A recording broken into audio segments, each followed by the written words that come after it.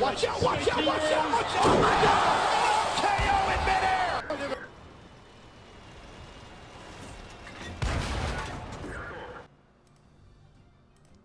Hey, what's up guys? Back with a vid today.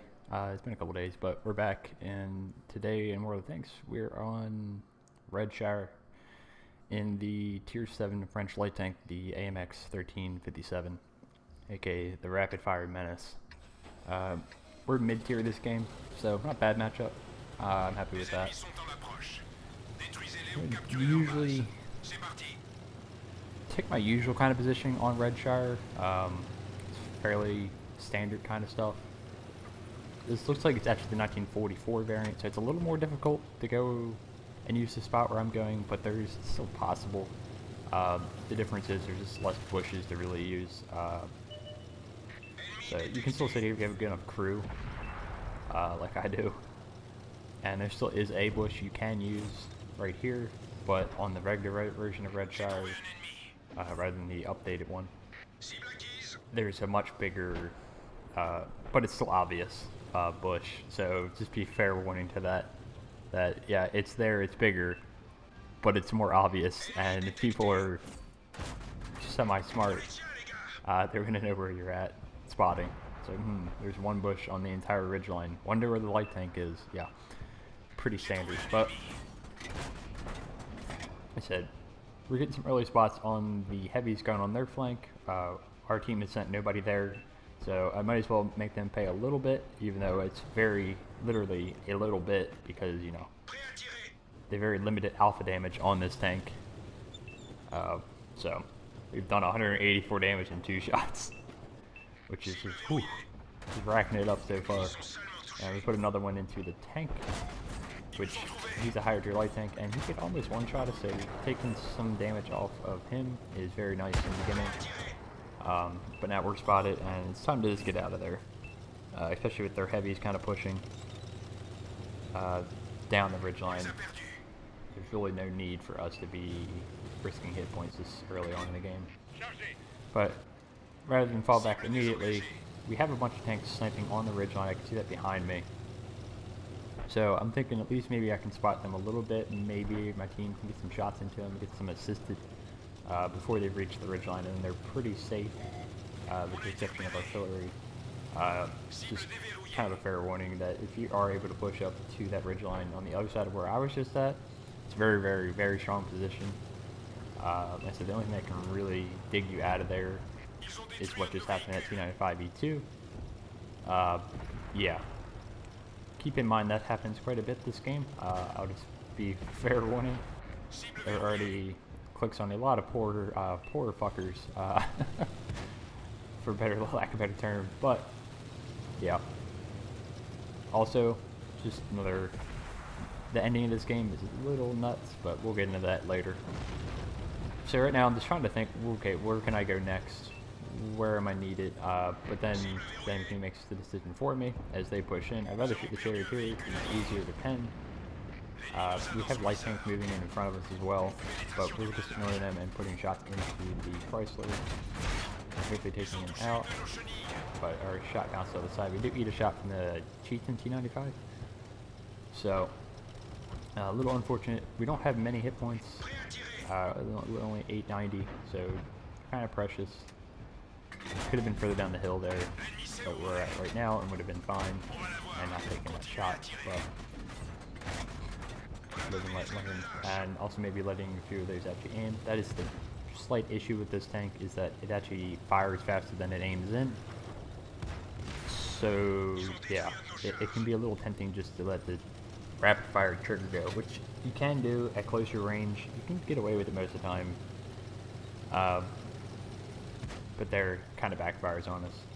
Now, one thing we have to keep in mind, and this is something I was kind of keeping in mind here, as I do a crazy roll on the guys who rage. Don't really know why I did that, but you know, it's working semi-well for us. Is that tank, that turtle basically, and we get tracked by T-32. Don't use a repair kit. Kind of a dumb idea. Just eat another shot. I believe probably from 295E2 possibly, because you're only taking like 200 damage or so, which it looks like. but we're definitely a one-shot now for that turtle. It's kind of unfortunate. We put some blind shots, and you can see our shot just totally whipping there. And now we see the Ripper pattern coming in, so we're just going to bail out of there real quick, and just wait for a reload and wait for the enemy team to make a mistake at this point. So my biggest threat right now is probably, again, the turtle. Always say that light tanks in the game are kind of king if you play them correctly. So getting him off the game, or off the board, would be really, really nice. But he's running away right now. And kind of an awkward spot because we can't really do much. We don't have that great of time. Then we get the rear of the...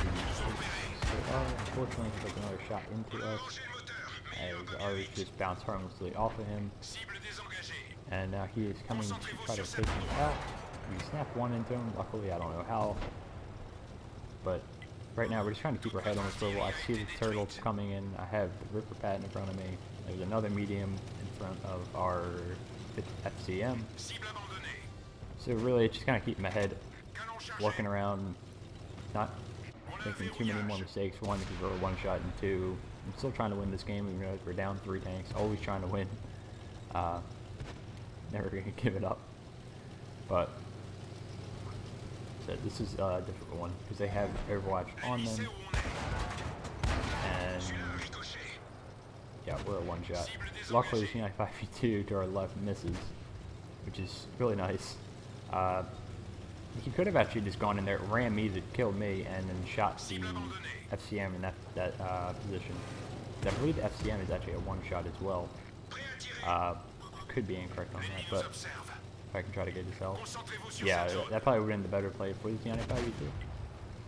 I wasn't really paying attention. He could have just came in, ran me, and then shot the FCM in the side, and he would have probably killed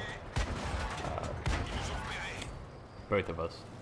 And then we pick off the cherry tier with some lucky snapshots. Yeah, sometimes it's just better to have that RNG on your side. And now we see the turtle coming in, and I don't want to go into straight line here because I know he has a very slow firing velocity round. It's pretty key here. I don't really want to. Yeah, I don't want to go in a straight line. I don't want to mess with him. I want to increase the range of this engagement because his round at range, like I said, is missed, is very, very difficult to aim, and also it's just not that accurate. So we want to just increase the range on that kind of fight right there. Just knowing what tank you're fighting is key, and yeah, we take out him. So like I said, that's our biggest threat.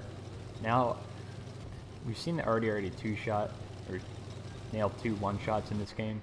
It's kind of our next priority, and then he takes out our mutant with another shot. I know about where I know it's T-32 at, the already gets lit up by our medium tank friend.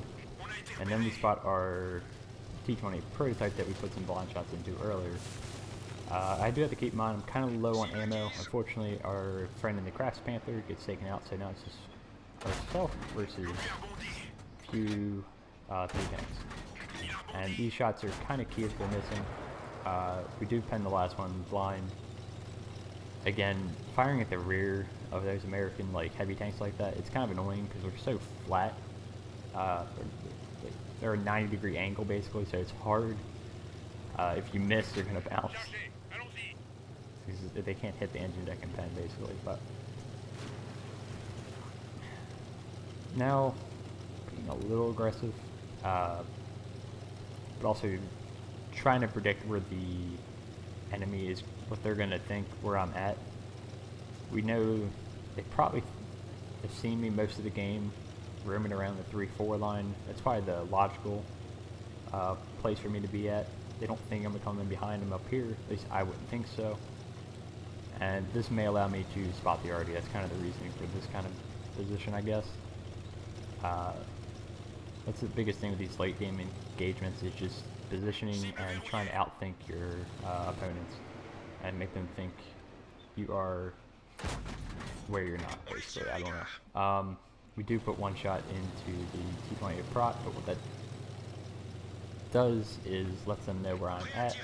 Don't quite have the gun depression here, and then we get it, and we spot the T-32, and we're able to put 2 shots into him and leave him on 120, which is pretty much still a 2-shot. I don't think we can roll for that high. I could be wrong, but we're keeping our APCR loaded because I just want to finish off this clip, and I'd rather save the AP for artillery and potentially the T-20 prototype, but we're going to reload. I don't know why we're reloading. Just yeah. Maybe I only had 5, but I don't know, I was really keeping count there. But now, again, repositioning. They saw me, or they maybe recognized the shots coming from on the 9-0 line. So now I'm going to go back to my position up on the hill over here and see if I can't spot them maybe trying to climb up that hill together. Just see. I know they're both in the middle of the town, so they could be just going right towards the cap at this point. I don't think they've climbed the hill. It's kind of guesswork there. But, and sure enough, we pick up a spot on the T-32, and it appears that the T-32 is trying to climb up the hill. At least it looks like. He's going towards where he thinks I was last seen at. Fortunately, we don't get any clear shots. We just kind of get the information. Okay, that's where he's at, and that's really key. And so just having the information on where your opponents are at is so helpful, rather than trying to do just straight guesswork. And then we're able to spot him again, and again, it looks like he's, yep. Our positioning, we've got just, he thinks I'm still up on the hill. Maybe I am, maybe I'm not. And aim the last one and take him off the board. And now we have 3 shells left. Now I'm just kind of looking for the artillery. Probably could reload here because I can't kill the arty with this clip potential if he's full health. But luckily for us, we spot him, and he is a 1-shot. Somebody put a shot into him earlier, possibly the mutant, that kind of alpha. But we were to take him off the board and alleviate the RNG from the game, which is good for us. Right now, that was our 6th kill, and we're up to 2,800 damage on paper, but we put a couple blind shots in, so probably up to around 3,200 or so. So now I live my last full clip. I know that the T-20 prot was last seen in the middle to my right. Kind of guessing he went up to the hill where I was at before, and hopefully we can spot him maybe in the open, get an idea of where he's at, and hopefully finish him off. He was on about 400 to 500 health last time I remember it on this game. So again, I don't want to get too aggressive. If I had hit points at this point, it would probably be an easier game to win. I still probably won't want to eat a shot because this tank's engine is little paper mache, and if you get shot in the front, it's going to damage and destroy it. We do pick up the spot on the T-20 prot, but unfortunately, we get spotted too, so this is going to make it a little trickier. If we had not been spotted, it may have been a little more possible to get his flank there, and go down to like the E6, E7 area, possibly F6, around that area, and just come up behind him and flank him, because his turret does not fully traverse. So also keeping that in mind, that I know I can get behind him and make it so that he cannot shoot me. So at this point I'm going the long way around in hopes that he's going to push into the cap. It's kind of my prediction that he's probably going to go into the cap circle at this point, or sit up on the ridgeline where I was to start the game. It's probably my one or two guesses on where he's going to be at this point. And right now we almost kill ourselves with physics. That would have been a really great and fun way to do that, and a really dynamic way to finish this game.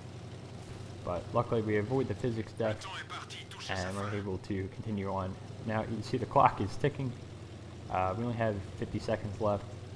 So he can't cap, but we have to try to push the issue a little bit, because yeah, well, we're just running out of time, and I like to win. I don't want to go for a draw or basing it off of damage, because that's always RNG based, and who had the more hit points, blah blah blah blah blah. It's not what I like to do. So this is a little risky. We spot him, and then our first couple shots, he misses. But our wonderful turret does not have the gun elevation to shoot him. So we leave him on 20 health, and our first couple shots really are unlucky that they did not pen. So now we have 3 seconds left. We have 2, 1, and RNG saves the day. We somehow pen in the front of a T-28 prototype with RBRT, somehow picking him off for our 7th kill. I don't know how. The entire chat was kind of freaking out at this point in the game about how the hell that penned. I have no idea. We kind of looked at the model T-28 after this. My guess is it hit the little machine gun port on the front, which is only about 150 millimeters of armor or something like that. There's like a little weak spot right there on the front. So that's what we were guessing it hit, because these APCR rounds only get like, I think it's 198, something like that. It's not much. So just a very lucky way to end the game, as we get some of the GG messages at this to end it. And you see we picked up 3,600 damage, 2,300 base, 7 kills, and I think we had about 1,000 assisted as well. And RNG saves our day once again, and we've finished it off with a nail biter. So kind of crazy game, crazy ending in the 1357. And I hopefully you enjoyed, and I will catch you next time. See ya.